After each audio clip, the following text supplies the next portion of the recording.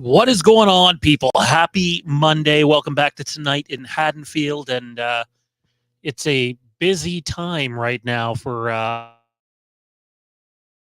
horror franchise. There's a lot happening. So much happening and so much out there right now, anyways, that our original intention tonight was to go with a Halloween Masks countdown to the point where I'd already talked to James Grimm. We just never got an ironclad time out. And lo and behold, here we are with, Halloween series rumors, Crystal Lake series updates straight from Brian Fuller, a new Elm Street potentially in development, Scream 7, and creative news there, and Thanksgiving, despite what I would suggest is maybe a slightly underwhelming box office. Fantastic film is going to get a sequel. Joining me to discuss all of that, it's Mr. Dean Renner. What's going on, man? How's everybody? Yeah, lots of news and rumors and all kinds of stuff to get into. I have to say my favorite out of the bunch so far is definitely Thanksgiving 2 getting greenlit. So I'm happy to see that happen. Yeah, I think when you see a movie maybe not perform the best at the box office, it's not going to lose a bunch of money by any means, but still didn't really probably do the numbers they were hoping for. Yeah. I was pretty convinced now they're not going to do a sequel. Mm-hmm. And then, then we got that news. So I was surprised to see that, but happy at the same time. Yeah, I mean, it's probably my favorite horror movie this year. It had that much of an impact on me. It's just so many possibilities of where it could go. And they did say it's set for a 2025 release date, which is a year that is getting more bloated by the day. Yeah. Dean, what are your thoughts on a Thanksgiving sequel? And are there any musts for that sequel, things that they must have in place to do a second film? I have one, but I'll let you go first. Okay. I'm happy it's getting a sequel because I feel like it was worthy. So glad to see we're getting that. Eli Roth came out, did a video on his Instagram that we got greenlit, or they got greenlit for their sequel. So that was good news to hear. It was good to see that it came leaked so early nowadays.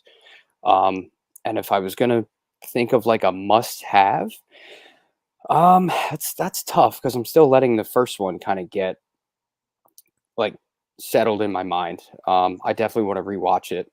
I've only had the chance to see it once so far, so that's hard for me to pick at the moment. I think if I gave it another one, I'd be able to pick some more out. But I would like to kind of see if they go back and show us like the ending, like if they pick up from the ending, who was the firefighter walking out, even if it's like your new killer and we don't get the reveal till the end. If they do tie it back into the end of the first one, I guess that would be like number one kind of priority for me. Well, I think what I'm about to say goes against a little bit of what you just said, and that is if we're doing 2, you got to have Patrick Dempsey back, in my opinion. Yeah. Like, I don't know how much money that's going to cost them. I don't know how eager he may or may not be to return for a sequel to a slasher. But I thought he was the best part of that film. Seemed pretty evident he was alive at the end. Yeah. So give me Patrick Dempsey back, and we're good to go. Yeah, I'm on board with that. I would like to see him come back.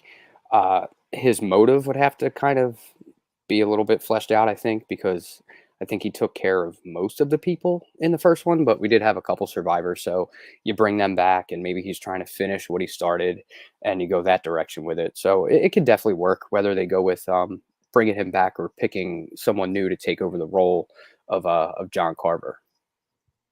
Yeah, my hopes that he would return, but I do think that's a 50-50 proposition at best. Yeah. I also like the idea of like, hey, he sees other stupid shit happen on Black Friday, which, kind of common. Right. And he decides, you know what, whenever I see this, I'm going to go punish them, if you will. Yeah. So I don't know about you. I mean, not every horror movie I watch, I'm cheering for the villain or anything. Right. I want a fun protagonist or an intriguing protagonist to, latch on to and cheer for. But a lot of the times I find that movies fail to do that, and then you find yourself cheering for Michael or Jason or Freddie, Right. whomever. So I know in Thanksgiving, I found the protagonist all very unlikable, Hmm. other than the lead. And even she was like, kind of 50-50. Right. It was like, yeah, I want John Carver to carve these fuckers up. Yeah. Um, yeah, that would be awesome. It would. I'm on board almost either way. I just want to see it get a sequel and see where they take it. And I think they're being smart by taking a year off and giving themselves time to write it out and get everything that they want like in place. And they're not going to rush it. So bonus points on a good decision there. Yeah, absolutely. Funny story though. I spent sorry, I'm trying to plug my phone in here. Mhm. I spent some time yesterday in the town where they filmed a good chunk of that movie. Nice. I actually drove right down the street where the parade was. Cool. And then it hit me. I could be doing videos on this filming location. Yeah. So I think that's something that Jade and I might set out to do, and just cover the filming locations of Thanksgiving up here. There's other ones too, like the two most recent It movies had a lot filmed in this area up here. So looking forward to that. I've never really done location videos before, so I'll probably have to do some research so it's not terrible. It's not really my thing, but I know other people enjoy that sort of thing. So yeah, and again, apologies for this, just the time of year. I keep saying this, but normally we would like to have the stream out for today on the Friday so people have all weekend to find it and has a chance to get out there, but it's Christmas time of year and it's just things are mad. I imagine things are maddening for you too at work at this time of year. Yeah, a little bit. Not too crazy, but we do a lot of holiday parties and stuff this year, so or this time of year. So we're getting ready to get into that season. So I'll end up getting a little bit busier all through December. December, that's crazy. It's I just know. time is just fucking gone by, man. Flies. Yeah.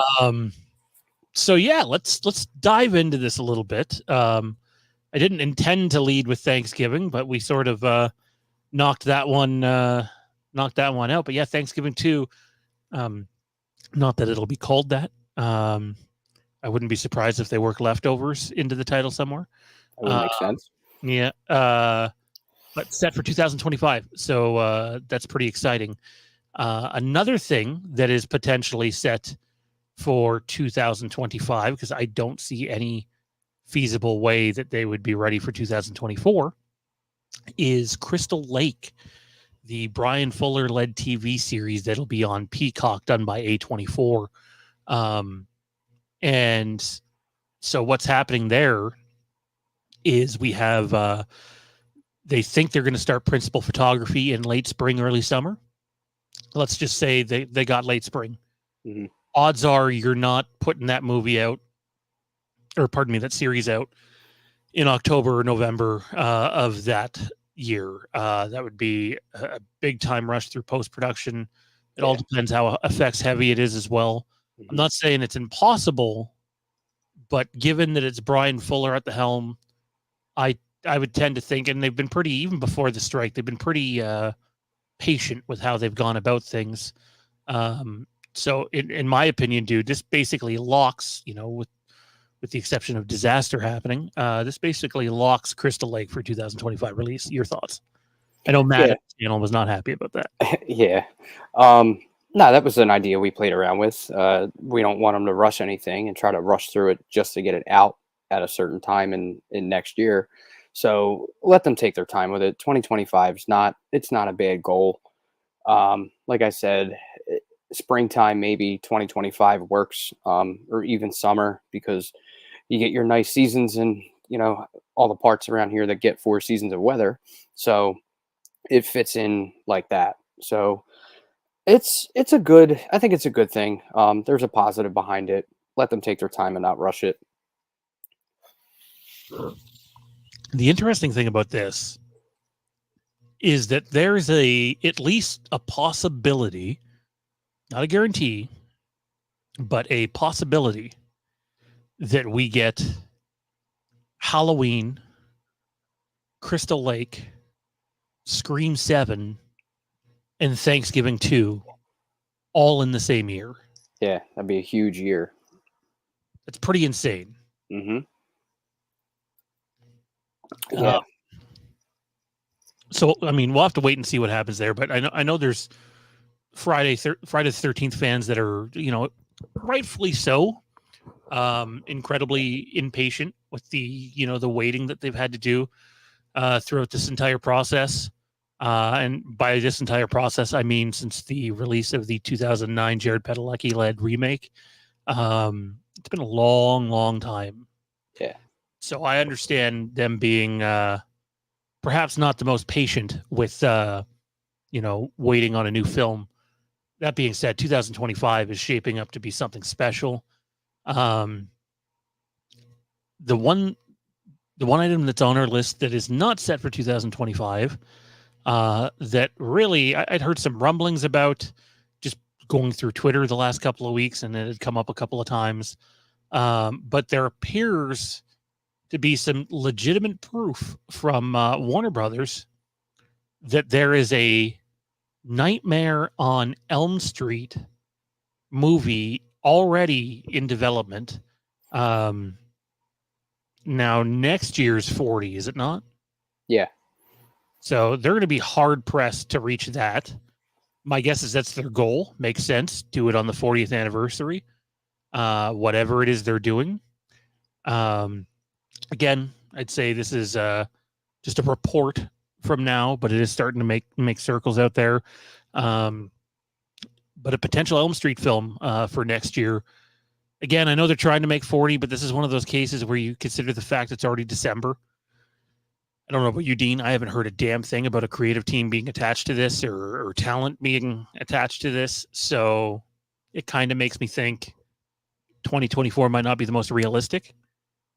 So if it ends up going 2025 as well, yeah, that's like it's 2025 is shaping up to just be an absolute insane year for horror. And I believe if it's, I don't know if it's still in development. I think it is, but I believe the Welcome to Derry TV show is set for, I think it might have got pushed back to 2025 as well. So that's just an insane amount of content, way too much to cover. Yeah. But also exciting because like we just sat through what, maybe not just sat through, but like we went through a couple years where fucking nothing happened basically. Oh yeah. It was straight to at-home releases. Your thoughts on a potential new Elm Street and just more so just the timeline rather than story at the moment. Mm-hmm. It's December 2023, man. Can they pump this thing out by December 2024? I mean, this goes back to us not liking them rushing things, but from everything I remember from like the last year, it definitely lines up because if not many people really know, if you don't follow physical media the way that I do, Scream Factory has been trying to lock down Elm Street for quite some time to do like a big full collection box set. They've done Halloween, they've done Friday the 13th. So Elm Street's the next one like on their calendar that they've been really trying to get. And Cliff McMillan, he's like a big wig over there at Scream Factory. He was on a podcast about a year ago where they kind of got into that discussion. And there was problems with trying to get Elm Street licensed out to them for them to do it. And the reasoning behind it was that it was still an active franchise. So that kind of made people scratch their heads a little bit. Like, it hasn't done anything for years. How is it still an active franchise? But now it's making sense. Like, it came out in 84. You have your 40th anniversary coming up. And what better time, than then to do a new Elm Street? So it definitely, it works. It makes the most sense. A lot of stuff comes out for anniversaries. Like we've been seeing, we got a new Exorcist film. We expect a new Halloween in 2028. So, doing an Elm Street next year, it makes perfect sense and it lines up. So hopefully they don't kind of try to power through it and give us anything like we got back in 2010, because that remake is tough to watch for a lot. But if it's in early development, that means they've had the idea for a while and they just kind of kept it on the hush. So if they have creatives lined up and they're into the script writing process and things like that, they can aim for the end of the year and try to crank it out. But hopefully it's not, it doesn't look like a rush job and it comes out pretty well done. I think again, like younger, more impatient Sean would be like, yeah, give me Elm Street in 2024. Just get it out there. 40 years, 40 years. Right. I just think if you wanted to hit the 40-year mark, you needed to make something happen quicker. Yeah. In terms of not, rush through production, but in terms of giving yourself more time. Yeah. Because the remake was not received very well. Mhm. Not very well at all. And the last thing you want to do is do that again. Yeah. The other thought I had, even though Robert Englund has gone on and on and on about, he's done, I find it hard to believe that a 40th year anniversary movie would not feature him. Oh, yeah. I'm not saying it's a lock. I'm not saying it's happened. I have no fucking idea. But I don't know, like in terms of like the 40-year, the specialness of it, you probably want Robert Englund back. But in terms of the health of the franchise moving forward and going in a new and maybe fresh direction, you probably got to start over and not necessarily tell the same stories over, but new stories with a new Freddy. That's not to say Robert can't play a role in the movie somewhere. Right. But I just think in terms of the health of the franchise, it's time to start fresh and push forward. What do you want, and where do you think it's going? If they're going to do a 40th film and Robert Englund's going to come back and he's going to play Freddy one last time, I would say maybe take their time with this and give us one good solid 40th anniversary movie. And then somewhere in there, you kind of lead into what new direction it might go. And maybe some kind of passing of the torch, however they can creatively write it and then steer it to a new direction would make sense. And then maybe you part ways from all the original, story and timelines that we know, and you go in a new direction.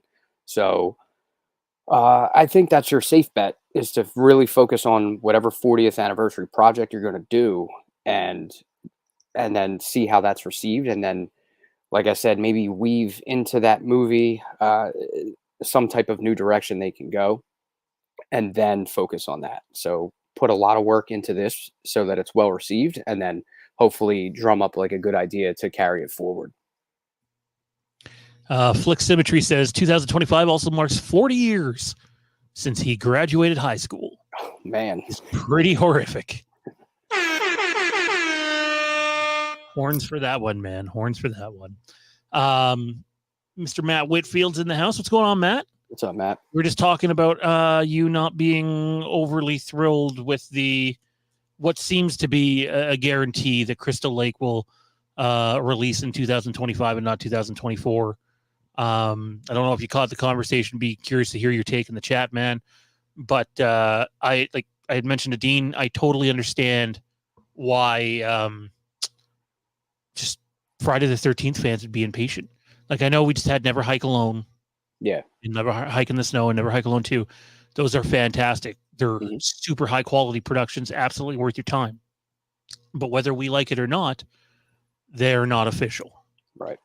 And so for those waiting for an official Friday film, or series even, I get why you guys would be impatient. I would just think that you'd prefer quality over rushing something, though. I know I've learned my lesson. I'm a Star Wars fan. I learned it very, very hard. Alessandra says, would Robert come back? I wonder that question, because that would be epic, in my opinion. I don't know, Dean. I think, like I mentioned before, I think the thing that would make the most sense to me is starting fresh, but absolutely having a role for Robert in the film, and not just like a hi, I'm here for 3 seconds, now I'm leaving. Yeah. Like an actual role in the film. Right. Utilize them. Don't do what they've done in Kills, and even I just recently finally watched Exorcist Believer, and while I didn't think it was nearly as bad as a lot of people did say, um, the way that they brought back Chris McNeil and then just kind of toss her to the side, crazy. I don't know why you make such a big deal out of bringing people back just to underutilize them and then just move right on. It's almost like a waste. It's like bait to just try to get eyes on your movie. So bring Robert back and utilize him. Don't just toss him, yeah, and just waste it. Like it's going to piss the fan base off, and then you're kind of flushing, your new audience down the toilet already if you're gonna do that. So bring them back, use them right, and be smart with it. Yeah, I completely agree. I don't know. I'm not a big fan of the, put your hand up in the air and oh, there's so and so from a previous version of this or Yeah.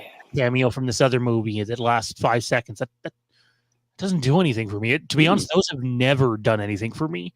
I need substance. Yeah, I agree. Matt says, I'd love for it to release in 24, but I know for it to be done right, Crystal Lake has to be a 25 release. Yeah, again, if you're a Friday fan and you're just, this might scare some of them off actually, but if you want quality over like the campiness of the old Friday films and you're impatient and don't want to wait, if you haven't seen the Hannibal TV series yet, go watch it. It is compelling. It is fantastic. And you'll be salivating at the idea that this guy has his hands on the Friday the 13th franchise. Like, I can only dream of Halloween having anyone close to being the head of creative going into this next thing. And speaking of Halloween, have a little rumor that we're going to share towards the end of this, and it's a rumor that I think is fairly legitimate and probably real. And it also has to do with the creative team for the Halloween TV series. So stay tuned until the end of the show for that one, and then we'll focus more on it next week when we come back. But yeah, I'm excited to see what happens on the Friday front. I'm excited to see what happens on the Elm Street front. We talked about Thanksgiving. We'll save Halloween and Scream until after your show and tell. But it really, I've been doing this since 2018 in terms of covering horror and making content on it. Before I started in 2015, it was just Star Wars, and eventually grew into some other things, and Phantom Empire became a thing. And we were kind of like a stock market chart. We've gone up and down and up and down, up and down. And I can honestly say, man, when I was putting together the notes today, just in terms of franchises that are, have potential to earn and make an impact at the box office and on social media and word of mouth, I don't recall there being so many horror stories in the last week or so ever in all my time doing this. Yeah, it's been a while. Even before Halloween 2018 came out, horror was in a little bit of kind of like a dull, quiet period. So that kind of came back out and ignited a fire in the horror community, and then it just kind of took from there. So I'm really excited to see all of this new stuff coming up. As long as it's well done, hopefully it's not disappointing. But yeah, I got a lot of excitement going like into the next 2 years for all this stuff coming out. And then as I get into show and tell, it kind of ties into everything that we're kind of talking about now, which should be kind of fun. So looking forward to 2025 being a big horror year. Yeah, I really think it is. In terms of things we cover here at the channel, you have 2025 just being a massive horror year. Next year's a pretty big year for Star Wars. And then, assuming they don't get backed up for the 10 billionth time, there's supposed to be 2 Star Wars movies that come out in 2026. I have a hunch, and I'll bring this up now, I guess. I won't dive too far into it, though. I have a hunch the Halloween TV series, as much as they want to hit 2025, and I do believe they want to hit that, I think they'll be right on the tail end of that current, the new deal they just signed, and we'll probably take the time and wait till 2026. It just depends, right? It depends. I think there's going to be a real push for 2025, but I also think that you can learn from your previous mistakes and learn to not rush things. So we'll be on the lookout for that. Flick Symmetry says, of course, that means I saw most of these landmark films from the 70s and 80s in theaters when they first opened. So let me ask you this, man. Not Dean, but Flicks. You've seen these films when they first came out. Ignoring social media and what everybody else thinks of those films. When you take Friday 1, the first Halloween, and the first Elm Street, which one did you like the most after you had seen it the first time? Because I think it's easier to do that the further you move away from something, when it's been out 30, 40 years. But, you know, you're talking about films that came out within about 6 years of one another. So, like, it's a pretty small time span. You know, it's less than a decade for those 3 films to come out. In Halloween's cases, and in that time there would be 3 films out during that time. Let us know in the chat. I'd be curious to hear your answer. Dean, over to you though, man. Show and tell. I'm excited to see what you have this week. All right, so I've been running through like my bigger box sets and stuff, showing all you guys some pieces that I've had for quite some time in this collection. So I'm starting to get a little low on like big stuff like that until I acquire more. But just seeing all the news that was coming out and how big 2025 might be with everything lined up, I thought it would be cool to kind of go back and pull out something that kind of does like a deep dive into all of this stuff and covers like the history of it. So I'm going to start out. There's 3 parts to this. So we're going to start out here. And if nobody knows what this is, it's on Shudder. Definitely check it out. It's lengthy. It's well worth your time if you love all this like behind the scenes information and you want to find stuff out. And the first one we have here is In Search of Darkness. Phenomenal documentary. It's a deep dive into 80s horror. This is the original. It's available on Shudder for anybody that can access Shudder. You can watch it on there. You don't need this physical copy. You can get it on streaming. It's very long. It's about 4.5 to 5 hours. So it'll take a couple of sittings. So I had never known about this until after the fact that it had come out. So I was a little bit disappointed when I couldn't get my hands on this at first. And then this went over so well with fans that they decided to continue their deep dive and go In Search of Darkness Part 2. Covers more of like the mid 80s, and I believe it's even longer. It's closer to 5 hours. And these are basically deep dives with creatives, actors, directors, and they just sit down and they run through all of your 80s horror, and they go through, you know, your blockbuster films that were in cinema all the way through to like your straight to video, like video store rental, like hidden gems and stuff like that. So these are great. That's part 2. And then they rounded it out as a trilogy, and they went ahead and they did part 3 to end the 80s, which was, you know, just kind of wrapping things up. But again, it's another like almost 5 hours. So these are some phenomenal documentaries if you want to get into like the nitty gritty and the deep stuff, to go through basically the entire decade from 80 all the way up to 89. And they're going to continue with this series. They're going to get into the 90s. They have a campaign open now where they're funding and they're getting ready to start production with that. And they're going to start with, you know, the early 90s and get through the rest of them, which will be pretty cool. So all 3 of these are well worth your time and your effort. In Search of Darkness 1, 2, and 3, all on Shudder if you can access Shudder. If not, you can probably find them floating around. Probably someone probably uploaded them to YouTube or maybe somewhere else. But I wouldn't be surprised if they're not strictly kind of held on Shudder. And then the last thing, when I ordered all of these, the thing they did when they put out 3 was they released a hard case triple box to hold them all. So you can stick the whole trilogy right in one collection, sit that on your shelf, and you have a nice little lined up collection. And they did a awesome artwork on the back of like all your 80s horror characters. So That was a nice touch that they kind of did that, because I wasn't expecting a box like this to get released with all them. So That's that bad. was fun. Yeah, yeah. I'm looking forward to the '90s when they start to get into that. I'm a big documentary guy. I know people think I'm nuts, but there's a real possibility that I've watched most of the documentaries surrounding like Star Wars and even Halloween, frankly, more than I have the actual movies themselves. Yeah, I'm just a fucking complete geek for that shit. Um, I it's probably one of the biggest criticisms I have over David Gordon Green's Halloween trilogy. I know they just released that really nice book now, but like Mhm. you had the box set and you also had 3 individual releases that you could have packed with extras. Yeah. And it is as bare bones as you could fucking Mhm. possibly ever expect. Someone call Scream Factory, maybe they can get on that for us. Yeah, Uh, hopefully. right. But just and it's not just for the record, I'm not just shitting on the Blumhouse trilogy.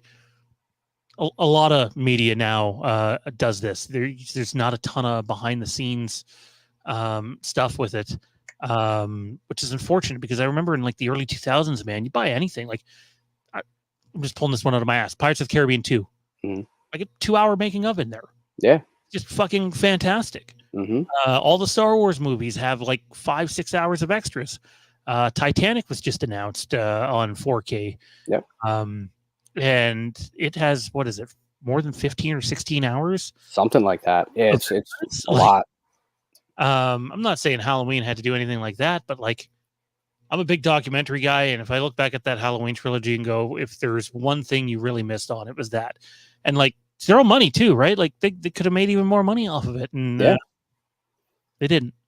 Nope. Missed opportunity.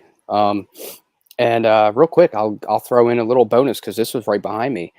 Since we're talking about Elm Street and documentaries, this one here is Hollywood Dreams and Nightmares, and it's the Robert Englund story. So this starts like from him back in the '70s getting into film, um, and it kind of breaks down there. There's some special features on that, so you get that too. I haven't really dove into this yet, but I double dipped on this. This is a steelbook, and then they released a regular version with a slipcover. So I kind of grabbed both of those because they were fairly cheap. But yeah, I figured why not do a little bonus since we mentioned Elm Street and Robert Englund possibly, hopefully coming back. But yeah, so there's that one too. A fun Robert Englund fact for everybody. I don't know if it's in that tale. I would hope it is. It's a pretty big Yeah. Hollywood detail. Robert Englund's roommate, Luke Skywalker himself, Mark Hamill. Yeah, Mark Hamill. Yeah. So they came up together, and yeah, cool little Easter egg, if you will. Yeah. Flix Imagery replied to our question there, man. I saw Halloween 1 on VHS in 1979 at a friend's house. Totally took us by storm. Halloween 2 '81 was one of the craziest theater experiences because the ad campaign was huge back then. Half my junior high was there. Here's a fun one. There's Halloween on VHS. I got so much stuff packed away. It's crazy. Back away, you just pulled that out of like your fucking magic bag there. Yeah, I got like Santa sack behind me. Just reach in and pull stuff out. Fuck, that reminds me of something in Halloween Town. Excuse me. Flix Imagery. I saw Friday the 13th at the drive-in. Scary fun time. Friday the 13th part 2 was also a fun time. Friday the 13th fever pitch was immense. Crowded theaters, only radio and TV ads to go on. Lots of fun, screaming, not the same anymore. No, it really isn't the same anymore. It's fucking hard to surprise anyone on anything. Perfect example of it. I'll give you one that didn't work and one that did work. And neither one is horror related. But Grand Theft Auto 6 just dropped their trailer today. Oh, yeah. But it wasn't supposed to drop today. It dropped today because someone leaked it. Yeah. And they just decided instead of having some shitty, terrible quality video out there that just put it out. Their trailer out early. And obviously the big reveal there was it's Vice City again. So, okay. But that's an example of, hey, like it's almost impossible to prevent leaks. Yeah. And yet if you're a professional wrestling fan or sports entertainment fan, CM Punk just re-debuted in WWE like 10 days ago. And or no, 8 or 9 days ago. Anyways, and every fucking dirt sheet reporter, insider for the previous like 2 months basically said either they didn't know if it was going to happen or that it definitely was not going to happen for obvious reasons. And somehow they kept it a secret. And how did they Yeah. keep it a secret? They didn't sign a contract until the day of the show. Like there was talk back and forth. Yeah. But once you sign a contract, there's just so many different legal channels it needs to run through. Right. And yes, even in legal channels, people, you can have leaks happen. People leak shit. You know, it's whenever I see a big movie company do a big movie studio do a test screening, I'm just like, you know how many fucking people are gonna like your NDA doesn't mean shit. Not anymore. It doesn't. Nope. So yeah, sorry, a little bit of a rant there. All good. But yeah, it's just hard to surprise. Very. You know? That's why I appreciate it. I appreciate it much more now. Look, any project that goes into development, and I do mean any Hollywood entertainment project, there is a 99.9% chance that if you want leaks, you can probably go find them. Yeah. Now, whether you will know at that time whether it's true or false, that's up to you. For Halloween, the 3 movies we just did, I wasn't too in the know on 2018, knew everything on kills and knew maybe 65% on ends. But I do think, even though obviously it gave the channel some success, and obviously at that time there's people just coming for that information and not anything else, you know, that's cool and all, but it does ruin your enjoyment of it a little bit. Like if you decide that you're going to follow the inside stuff, spoilers can either raise your awareness and enjoyment level. Like it can really help you enjoy it too. But when you find out something that you don't like, your anticipation going into that movie is done. Yeah. That's what happened with Kills for me. Like I loved being like here on the channel in the chat and being an audience member and finding all of the details out. And then I went to see it, and not that it was like super disappointing, but I'm sitting there watching it and I'm like, I heard about this. I heard about this. Oh, I heard that too. Like, oh, that's in there. So like I said, it didn't ruin it for me, but it definitely knocked my expectations down a little bit. But with Kills, for some reason, there was just so much coverage on it that I think it kind of set the bar a little high for a lot of people. And I think that's why it catches a lot of backlash now, because there's still people who like hate and despise Kills. And I can't see why. It doesn't resonate like that for me. Like, I don't see what's so bad about it besides maybe some shitty dialogue and some of the writing. But I think that's minor compared to what, you know, the rest of the product that we got. So, yeah, I think people should, if you're looking at rumors and you're searching for stuff, just take it with grains of salt and just try to temper your expectations, and don't just accept everything you read as fact and then run with it. Just kind of, okay, you heard this and you heard that, you know, check a product out for yourself and then see what pans out. Joel says, if leaks don't spoil it, trailers sure will. Oh yeah. You're not wrong about that. Like you're not. If you're someone that goes online and watches trailers or watches trailer reactions and breakdowns, you are absolutely going to get spoiled. I still remember watching the first Halloween Ends one and going, you idiots really put that in the trailer. Yeah. You don't think people are going to dissect that? And yep. You sent that to me. I remember you sent that. You were like, I want to see if you can pick this out. And I came right back to you and I was like, the handle on the door, it's got 5 fingers. Like, that's not Michael. And sure enough, that's what panned out. Yeah, like even if you're not going looking, chances are you're going to get spoiled. And if it's not by a community or, you know, a group or social media, the distributors themselves spoil shit for you a lot nowadays. So, Game of Thrones House of the Dragon just did their season 2 teaser. And the thing I really, truly liked about it was the fact that it was a legitimate teaser. Good. It wasn't like, here's our teaser. By the way, it's 3 minutes and 4 seconds. Yeah. I love the Batman, but and like this was basically a minute in actual footage Okay. Didn't spoil anything, and yet showed off a bunch of the, insane battles, incredible Mhm. cinematography, and hit a couple of story beats. I was That's- like, okay, perfect. Yeah, Teased exactly. and still don't have any idea what's coming next. Right. Which is how it should be. Like, I refrain from watching a lot of trailers now for that reason. I don't really want to know so much. That's like the thing with people nowadays is if you can't sell them on the trailer, you're not putting asses in the seats at your theaters. So I for one, I wish they would go back to that and leave a lot of your good stuff out of your trailers, but that's how they're selling tickets nowadays. So it's unfortunate, but that's just kind of how it goes. Flick Symmetry says my most memorable theater experience is still Jaws. Took my dad, sorry, my dad took my brother and I. Nothing will top that. Man, I can only imagine being in the movie theater Yeah. opening night. What most people, a lot of people say that Star Wars, meaning Episode 4, New Hope, 1977, is the Mhm. first big blockbuster. But the truth is, the first big blockbuster happened a few years before. Yeah. Like just massive marketing, the word of mouth that spread from this movie. Spielberg's Jaws is just, Yeah. it's one of my favorite films. I do not hardly ever watch it because I like having like years in between my Right. watches for that movie.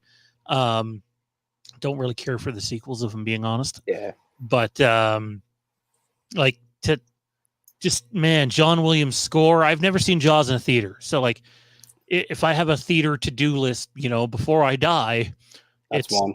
yeah, I want to see Yeah. Jaws on the big screen. That'd be a lot of fun. Yeah. Uh, I think my kids would like it too, even the young Oh ones. yeah, definitely. I think they did an IMAX release a couple years ago for one of the anniversaries. I could have went and saw it. I just didn't, but yeah, that would have been cool. Definitely to catch it IMAX. Definitely. George, long time no see, man. Haven't seen you here in quite a while, buddy. I want to see Michael, Sweet Chin Music, Freddy Krueger, Jason. Um, I got to tell you, if I see Michael Myers tune up the wagon and deliver Sweet Chin Music, that might be the moment I walk out of the movie theater Yeah, and find a way to contact Rob Zombie and David Gordon Green and apologize to them both. to both. Please forgive me. Um, Scream, man. Scream Mhm. 7 is in the news. And it turns out the creatives attached to the movie um, are staying. Shocker. The director and the writer are both staying on board. Hmm. I don't know if you were seeing some of the fake posts that were going out on like Twitter and Facebook, and people were being like, Ghostface has decided to not come back. Oh And yeah, the like, memes. more tongue in cheek, but then you had people trying to push some serious ones, like Hmm. entire creative teams left. The Yeah, Spyglass has nobody. Not true. They have a creative team in place. They have several staff members in place. Several different departments are already on the go. Um, so they very clearly intend to make this movie, whatever it's yeah, going to look like now. yeah. Your thoughts on this? And are they maybe a little tone deaf considering what's been out there publicly? Just what's your take on the? I know you're not the biggest Scream fan, but Right. your take on the situation. And I know you've had some heated debates and arguments with Scream fans, but like I do feel for diehard Scream fans right now because they Yeah, just wanted another entry in their movie, and all of a sudden, what happens, and instead of focusing on entertainment, we're focusing on being politically correct. yeah. Which is unfortunate. I hate when they drag this kind of shit into our entertainment because we see and hear enough of it already. So this is our like break and our way to close the door on that stuff for a little bit. So speaking of close the door, that's what it sounds like they're doing on all of this kind of backlash and everything that's been happening. Is they're just kind of shut the door on it and they're going to move forward, which is kind of what we sort of said. We said that they should take a few steps back and revamp and rethink, and that kind of sounds like what they're doing. Which is, I think, the smart decision. Let the heat die down and not don't keep feeding into it and worrying about this so much? Like, you have a project to make, you have another movie on your hands. Like, you got to figure out what you're going to do. Are you going to retcon 5 and 6 and go back and pick up at 4? Or are you going to just continue and you're going to try to write something new that ties into 5 and 6 while possibly bringing back some legacy characters and filling out a story with them? So, like we said, I believe it was last week or week before, maybe. But yeah, I mean, time will tell. We'll see what they do. Um, it might not be the best decision that people want to see, but I think shutting the door on all this shit and kind of focusing on your project is probably like their best decision. Yeah. And you know what? You brought up an interesting point that I don't think enough people out there are considering right now. Is I think a lot of people just go, oh, so we're either going to start with something completely new, which they could do, Mhm. or it's going to be a continuation of the previous 6 movies. But you just mentioned it. How many franchises have been like, okay, so for this next entry, we're retconning this movie, that movie, that movie, but not these movies? Right. You Quite could a few. get a continuation from the first movie. You could get a Hmm. continuation after the second movie, even. You Yeah. could get a continuation after the first 3 movies, or even after 4. So, like, I would have to assume as they're sitting there, and make no mistake, this will now be a rush job to an extent Yeah. because they're massively altering what the original idea was. Um, I think you have to have everything on the table. Yeah. You know, if you know you're going to continue to just push forward with this thing, then you better lay out every possibility that you can and consider it wisely, because your next film, given what's happened, if it's bad, Yeah. people are going to let you know. Oh, yeah. Yeah. The online community is not a quiet one. So, I've been seeing it, like I said, for a couple of weeks, ever since all this stuff happened with all the backlash and people just being up in arms and pissed off about, Melissa leaving and Jenna leaving and, what are the reasons behind it and all of that. But like you mentioned, they have to lay out all ideas on the table and kind of make like a checklist and go through what might work, what won't work, scratch out your bad ideas, narrow it down to the couple of directions you might want to take it, and then kind of maybe flesh out the best one that's going to keep your fan base interested. So I think we hit it last week with bringing back maybe Nev Campbell, Patrick Dempsey, and Matthew Lillard to reprise Stu, and gearing your story about that was probably, I think, the number one choice that a bulk of people in the Scream community want to see. And it'll take, I think, a lot of the heat off of what's been going on recently. And I think that's probably the smartest choice. But I mean, who knows? I'm not a writer. Who knows what direction that they might have in mind? It could be something completely different that no one's really expecting. So we'll see what they do. Yeah, I mean, even I'm guilty of not considering the retcon possibilities, because like you open up so many different possibilities if you do go Mhm. that route. I can't say I'm the biggest fan. You know, I'm the guy that used to headcanon a way to fit 1, 2, 4, 5, 6, 7, 8 into the same story. So, Right. um, but yeah, Halloween, man. So I stress this is rumor. It should be taken with buckets of salt. But I was speaking to somebody who is a source for us. God knows certain other YouTube channels are just going to love us using that term. But they were very accurate with everything they did for us on Halloween Kills, really accurate for us on Halloween Ends. I have no reason not to trust this person, other than the fact, I'll be candid, they don't have the access they did for Mm. very obvious reasons that I won't mention, but it's not hard to do the math, that they did before. And I was told literally just last night that in terms of the creative team for Halloween, that it sounds like there might be a previous Halloween, whether it's writer, director, I'm not sure, involved on the creative side of the TV show. So whether there's anything to that or not, who knows? It's a rumor. I'm sure someone will twist it and say we said it's confirmed and then come back and say this later. But to me, the name that makes the most sense there is probably John Carpenter, if I'm being Mhm. honest. Yeah. And I do wonder if, that's just, hey, he's going to come back and do the music again. Right.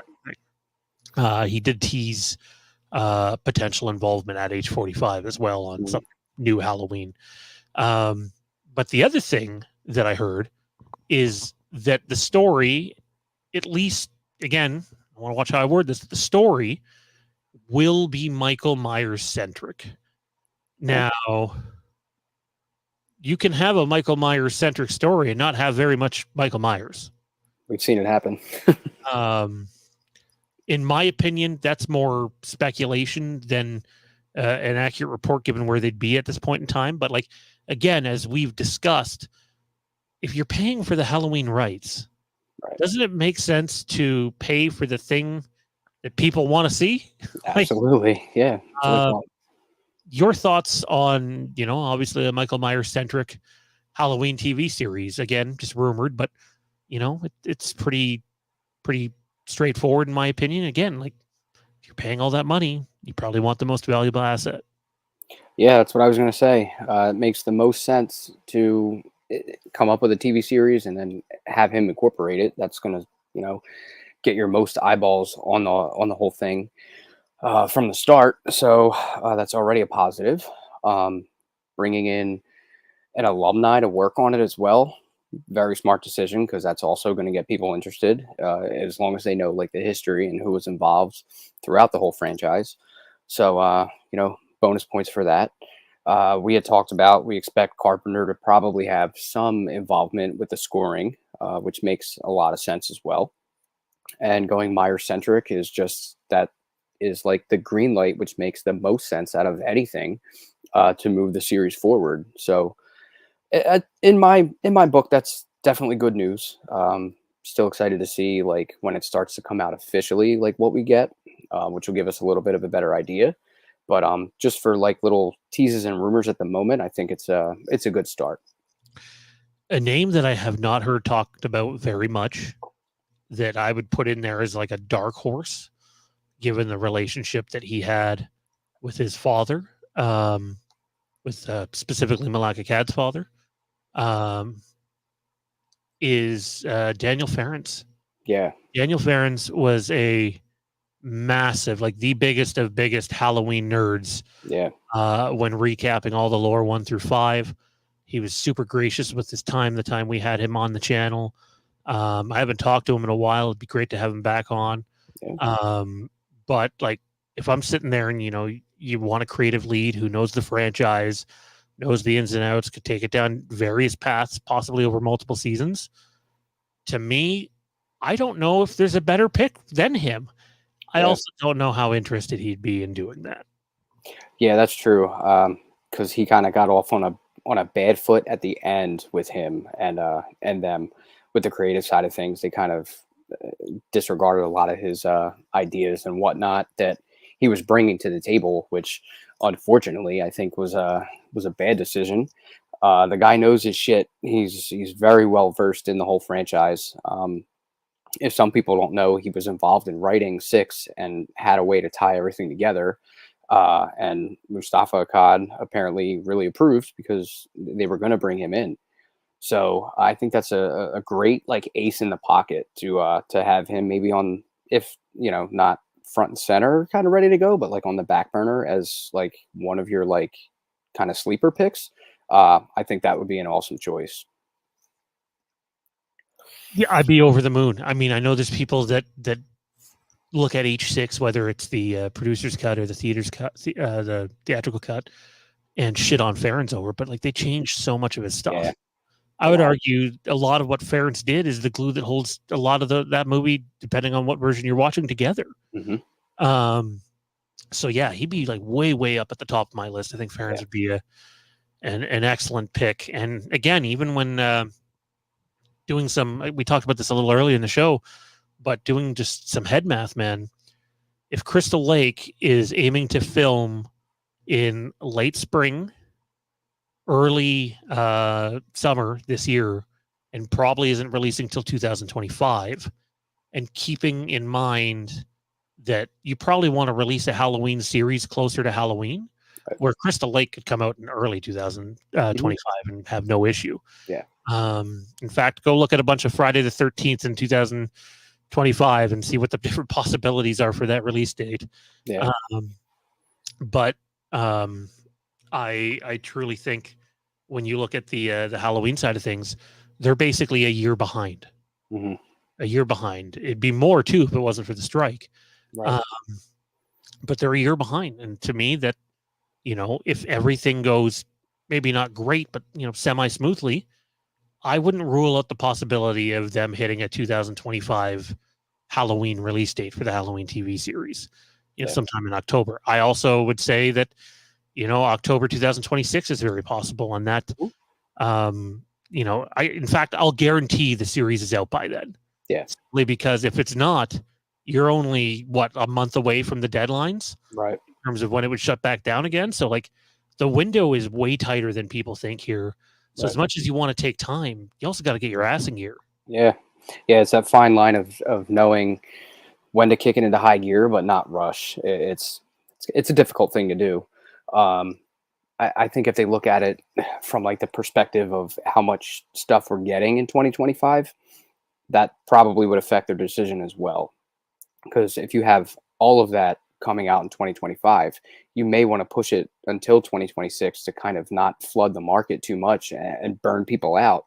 At the same time, you got horror fans that are going to eat up every last little thing that they put out. So it might not be the worst idea to try to get it out Halloween 2025. But as we already said, like, we don't want to see rush jobs on a lot of this stuff. So as long as they take their time and things are done well, make the best decision you can for when you want to put it out. But you have that window closing at that point, pretty fast, and that timeline's going to sneak up on us quickly. So they're kind of under the gun. But I think hopefully they'll approach it smart. And like you said, they're going to want to get it out before a deadline, so that it doesn't have to get shelved and then it sits and then we don't know when we're going to see it. What's going on, Linton? You're catching us right at the end here, man. And speaking of being right at the end, just a reminder that you can check us out tomorrow night, Tuesday, 9 p.m. Eastern, The Legacy of Star Wars. If you're a Star Wars fan, come check it out. There's a bunch of Star Wars news happening right now. In fact, it sounds like there's going to be casting news as early as this week on the next movie. So be on the lookout for that. And then our brand new show, Wednesdays, 10 p.m. Eastern. If you want just a geekdom show that goes off the rails, welcome to the geek side. We had 6 of us on this past Wednesday. There was myself, Johnny, Randy, Matt, Kieran made his return to the channel, and Jer was on, and we had 6 people. We talked a lot of wrestling, some video games, and some other shit.